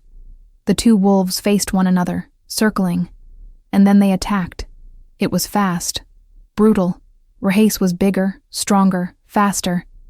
He caught Lucien by the throat and slammed him against the wall so hard the wood cracked. Lucien tried to rise, tried to fight back, but Rhaice was on him in an instant, teeth at his neck, a warning growl rolling from his chest. Submit or die. Lucian went still. Then, slowly, he bared his throat. Submission. Defeat. Rhaice held him there a moment longer, making sure the message was clear. Then he released him and stepped back. Lucian staggered to his feet, blood dripping from wounds at his neck and side. He looked at Elowen once, something like regret in his wolf eyes. Then he bolted, disappearing through the shattered doorway. The black wolf turned, and his gaze locked with Elowen's. For a moment, they simply stared at one another. Then slowly, the wolf began to change. Bones cracked, fur retreated, and where the wolf had stood, a man now knelt. Rhaice, naked, breathless. His skin slick with sweat and streaked with blood that was not his. Elowen did not think. She grabbed a blanket from the sofa and ran to him, wrapping it around his shoulders. "Are you all right?"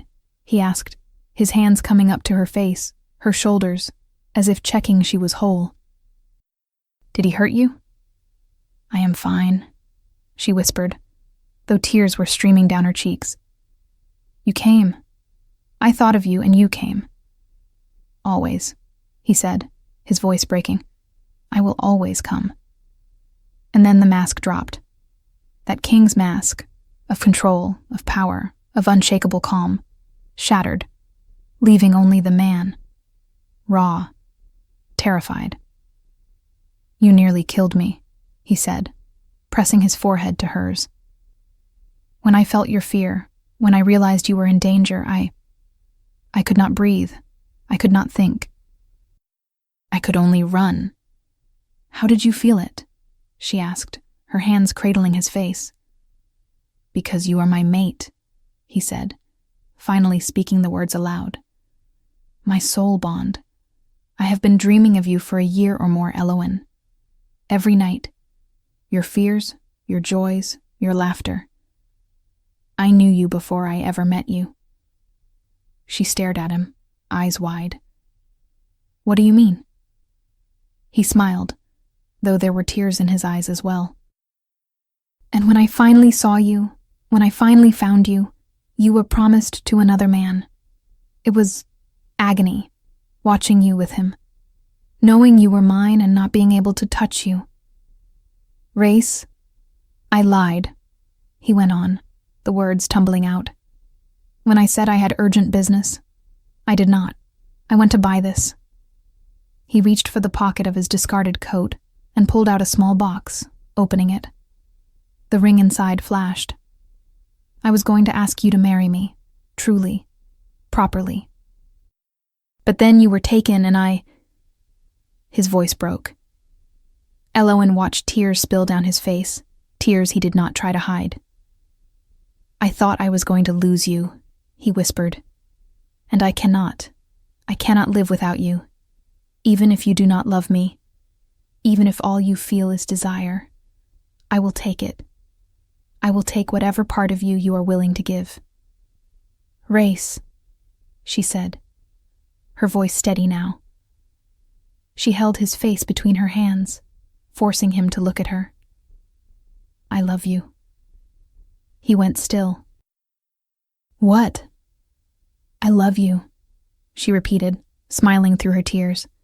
"Not just desire, not just attraction. Love. Real. I love you." The sound he made was half laugh, half sob. Then he pulled her into his arms, holding her so tightly she could barely breathe. "You can feel me," he murmured against her ear. "When you think of me, when you need me, you will feel it. That is how mates work. We are connected. Forever." "Forever," she echoed, and the word had never felt so right. Then he kissed her. It was not gentle. It was desperate, hungry, as if he needed to prove to himself that she was truly there, truly safe, truly his. His hands were in her hair, on her back, pulling her closer, and she clung to him just as fiercely. When they finally broke apart, they were both shaking. "Marry me," he said, still holding her. "Marry me." "Yes," she said, laughing and crying at once. Yes. She stopped, remembering the ban on clichés, and he laughed too, that beautiful sound she loved. He slid the ring onto her finger. It fit perfectly. When they returned to the Hale estate, the family was waiting, and when Evelyn saw them walk in together, saw the ring on Elowen's finger, she crumbled. I am so sorry, she sobbed, dropping to her knees. I was horrible. I told him where you were. I was so jealous. Please forgive me. Elowen looked at her sister for a long moment. Then she knelt, taking Evelyn's hands in her own. You were wrong, she said firmly. But you are my sister. And I forgive you. Evelyn sobbed harder, dragging her into a desperate hug. Rhaice watched them, and when Elowen's parents approached, nervous and unsure, he said, I will help your family financially, not as payment for Elowen, but because she cares about you, and I care about her. Elowen's father, proud even in defeat, inclined his head. Thank you, Your Majesty, and I am sorry for pushing her so hard. Just love her, Rhaice said simply. That is all I ask. 3 weeks later, the wedding was small, intimate. Only close family and Rhaice's most important advisors were present. The ceremony took place at sunset, in the mountains, overlooking the valleys below. Elowen wore a white dress that flowed like water. Her hair was loose, wild around her shoulders, with wildflowers woven through the brown strands. And as she walked toward Rhaice, who waited at the simple stone altar, she felt no fear, only certainty. He wore black, as always, but there was something different about him now. Something lighter, as if a weight had finally been lifted from his shoulders. They exchanged vows. Simple, honest. I promise to love you, she said, her voice steady. To choose you, every day, forever. I promise to protect you, he said, those gray eyes fixed on hers. To respect you, to make you laugh, and to give you all the hot chocolate you want. She laughed, tears spilling over, and then he kissed her, and everyone around them cheered. But the true ceremony came later, when they were alone. The mating ritual was ancient, mystical. Rhaice led her to a clearing in the forest, where the full moon shone high above, bathing everything in silvery light. They stood barefoot on the grass, and he drew her close, his hands cradling her face with a tenderness that contrasted with the intensity in his eyes. This will hurt a little, he whispered, his voice rough. But only for a moment. And then, she asked, her heart racing.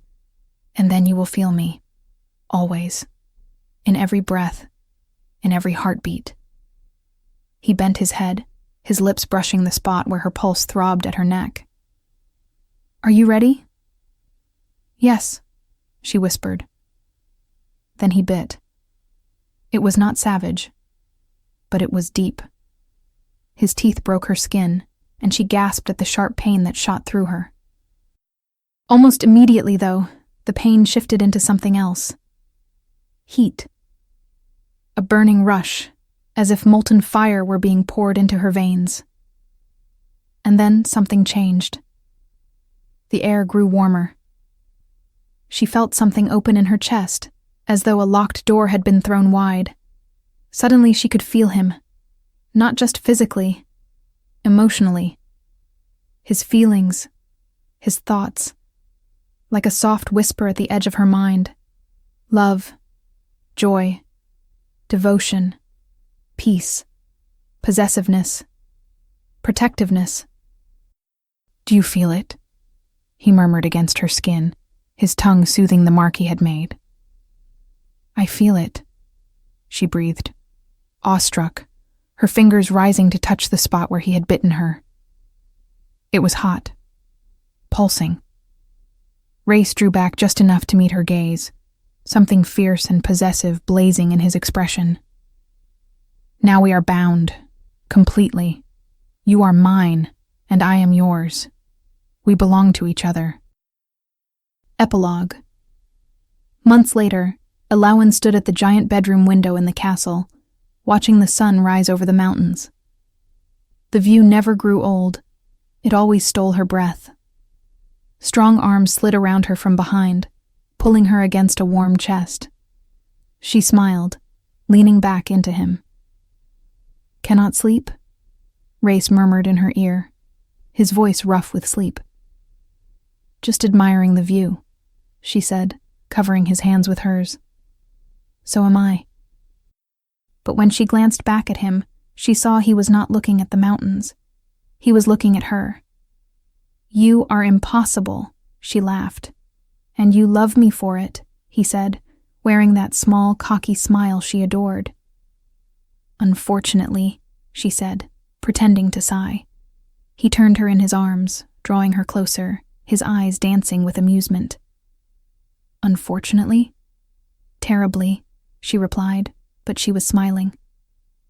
"Well," he murmured, leaning in closer, "then I suppose I will have to change your mind." "You can try," she challenged. And he did. And he succeeded. Several times. Later, lying in his arms, listening to his steady heartbeat beneath her ear, Elowen thought about how her life had changed. From a woman about to marry the wrong man to the queen of a kingdom, mate to the most powerful man she knew. "What are you thinking about?" Rhaice asked, his fingers idly playing with her hair. "How lucky I am," she said honestly. "Lucky?" He raised a brow. "You slapped a king, jumped into his carriage while running from a wedding, threw a shoe at him, and you think you are lucky?" She laughed, the sound echoing through the room. "Yes, very lucky." He pulled her closer, kissing the top of her head. "Then that makes two of us." And there, in that castle in the mountains, with the stars shining overhead and the man she loved at her side, Elowen finally understood what it meant to be whole. Not because a man completed her, but because she had chosen. She had fought. She had run from what was wrong and sprinted toward what was right. And now, at last, she was free.